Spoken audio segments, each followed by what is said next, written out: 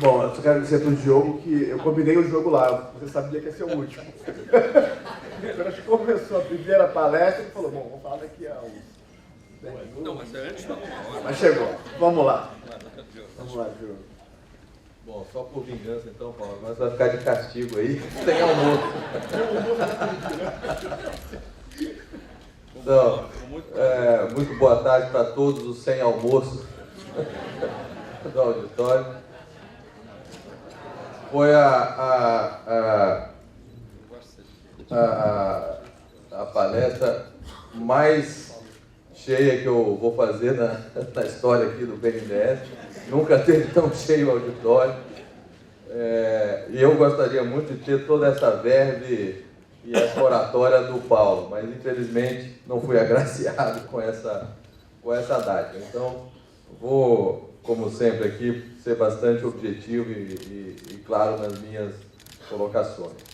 A primeira coisa, Paulo, é que eu estou de acordo com tudo que você falou, exceto a questão da Previdência. Todos sabem que eu já, de longa data, sou um árduo defensor da reforma da Previdência por 1 milhão de motivos.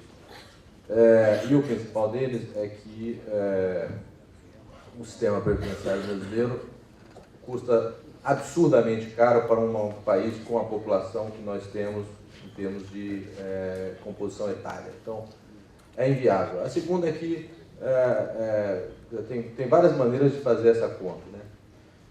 E a conta que eu faço é outra, é um pouquinho diferente. É o seguinte, o cidadão que se aposenta no Brasil, em média, com 57 anos de idade, tem uma expectativa de sobrevida, né, hoje, de quase 30 anos.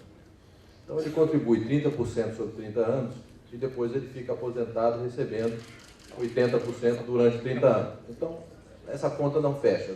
Pode capitalizar com 4%, com 8%, do jeito que você quiser, que não vai fechar. Então, assim, claramente tem um problema. A outra coisa é, o regime previdenciário, ele é solidário. Naturalmente, terão algumas categorias que terão déficit e outras que terão superávit. Se você fracionar ainda mais ali o urbano, você vai ter outros números ali que vão mostrar. Que vai ter lá o pessoal das estatais, né, que vai ter um saldo, vai ter o pessoal do setor privado mesmo, que vai ter outro. Tá?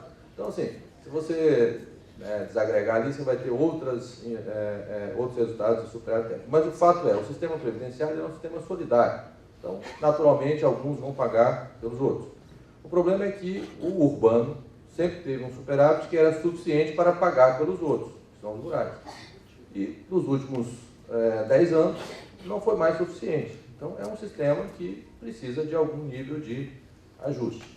Que nível de ajuste? Um nível de ajuste que permita trazer a trajetória da dívida pública para uma trajetória previsível de algum nível de convergência. Então, se a gente tem uma dívida pública que está crescendo continuamente, indo para 80% do PIB, e que quando você projeta ela não converge para nenhum ponto, isso é um problema que o país tem que enfrentar. Então, queria deixar claro que em termos de previdência, temos aqui uma pequena divergência. Mas é só isso. A outra questão, que nós estamos aqui hoje não é para falar de Previdência, apesar do tema que nos trazer está no relatório da Previdência. Então, fica claro que, na minha opinião, o relatório é razoável, é o previsível, é o que era possível fazer. Provavelmente vai passar ainda por mais algum processo de depuração dentro do Congresso Nacional, o que também, para qualquer analista razoável, é totalmente previsível.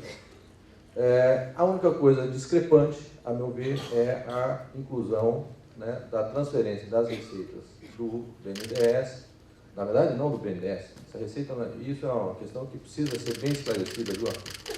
Esse dinheiro não é receita do BNDES, ele é empréstimo para o BNDES. O FAT empresta esse dinheiro para o BNDES, e o BNDES remunera, hoje com a TLP. Portanto, mesmo a crítica anterior de que havia um subsídio nesse empréstimo, hoje não pode mais ser alegada, porque pela TLP, em tese, não há um subsídio implícito no empréstimo do FAT para o BNDES, no repasse do FAT. Então, estamos falando de uma receita do FAT, que o FAT empresta para o BNDES, como já explicou o Luciano, todo mundo aqui conhece, a forma de pagamento para o FAT é realmente uma forma, digamos, e aí tem uma questão muito importante que é uma mudança nos últimos anos que tem que ser colocada também, que é o seguinte: não há previsão de um pagamento periódico desse dinheiro, mas há uma previsão de que o FAT pode a qualquer momento requisitar para a cobertura, né, do caixa do FAT. E isso tem sido feito nos últimos anos, porque o FAT também é outro sistema que deixou de ser superavitário e passou a ser deficitário.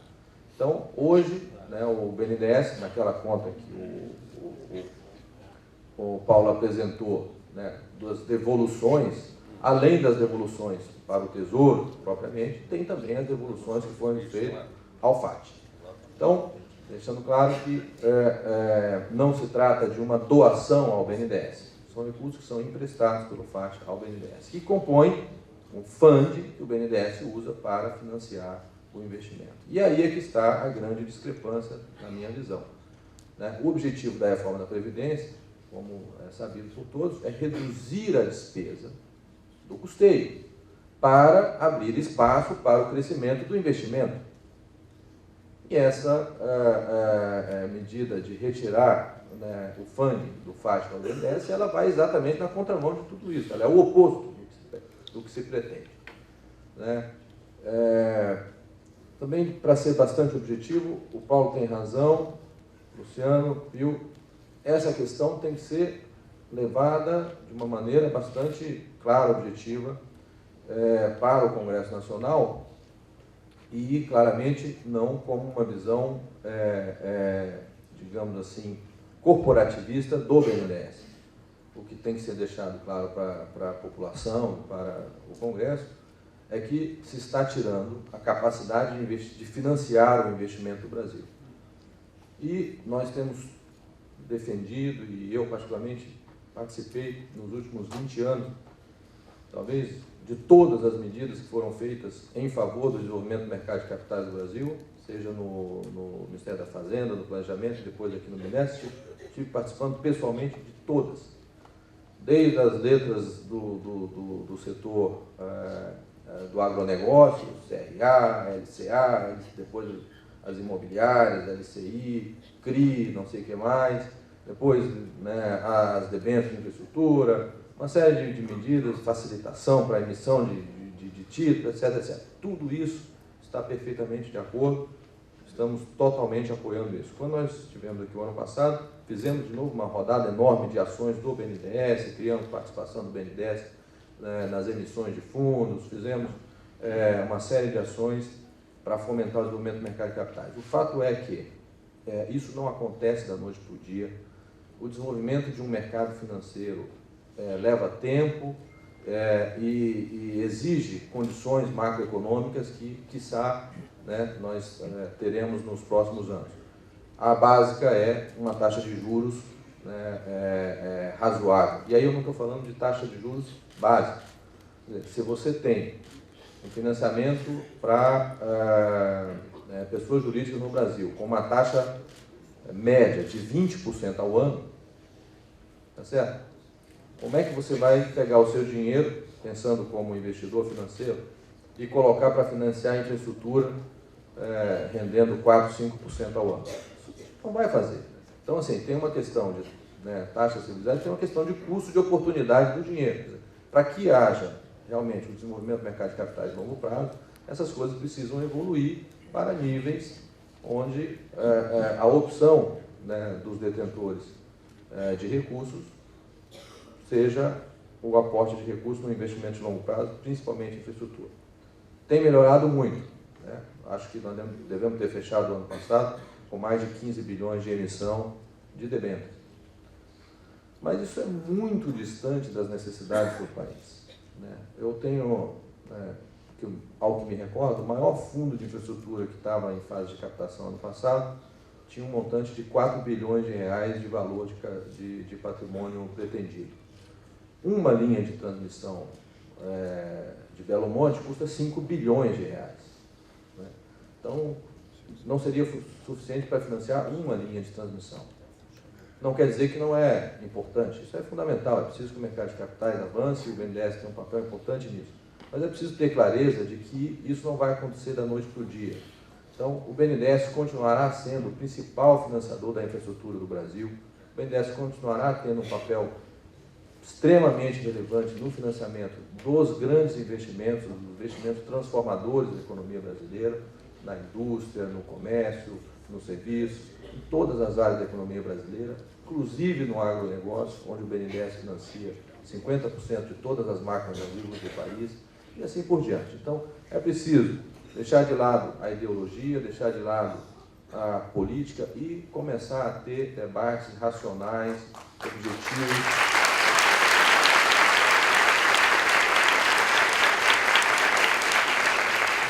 É preciso ser aficionado pelos números e olhar as coisas com objetividade e precisão. O que nós precisamos fazer de investimento, de onde virá o dinheiro, quem é o agente que tem capacidade para fazer. É assim que a gente precisa apresentar essa discussão. E, em particular, nessa questão do relatório, eu realmente recomendo, Arthur, que vocês façam o que o Paulo está falando. Você tem que ir para Brasília, com generosidade. Não adianta buscar uma interlocução estritamente, digamos, com uma defesa do BNDES. Não é isso que se fala. Particularmente, isso, acredito, não vai mobilizar as mentes nem os corações de ninguém. O que vai mobilizar as pessoas é mostrar com clareza que nós estamos falando do futuro do Brasil e do investimento novo, do investimento que gera valor agregado para a economia, que gera transformações em termos de qualidade da nossa estrutura econômica, né? São investimentos que outros países não farão por nós, né? Então ninguém vai financiar as exportações do Brasil. Se o Brasil não tiver capacidade de financiar as suas próprias exportações, evidentemente que ninguém vai financiar por nós. Então, essas mensagens precisam ser dadas com muita clareza, precisa explicar isso e precisa ter em mente que o parlamentar brasileiro efetivamente não tem tempo para ler, né, aquelas notas técnicas brilhantes que o BNDES produz, né? Helena sabe disso. Evidentemente que não vai ler. Então tem que ser falado, tem que ser interpelado. Evidente, eu acho que isso cabe a todos os empregados do banco. Temos que continuar trabalhando a imagem do banco junto à população, demonstrando o que o banco realmente faz, tudo que foi feito aqui. As pessoas não têm noção do que o BNDES faz. Não tem, a população brasileira não tem noção. Se surpreenderão quando descobrirem o quanto o BNDES é presente na vida das pessoas. Então, queria mais uma vez manifestar o nosso apoio a essa digamos, ação em defesa da fonte básica de recurso do financiamento para o investimento de longo prazo do Brasil. Não é do BNDES, tem que tomar cuidado. Não é fonte do investimento do BNDES, é fonte do investimento do Brasil.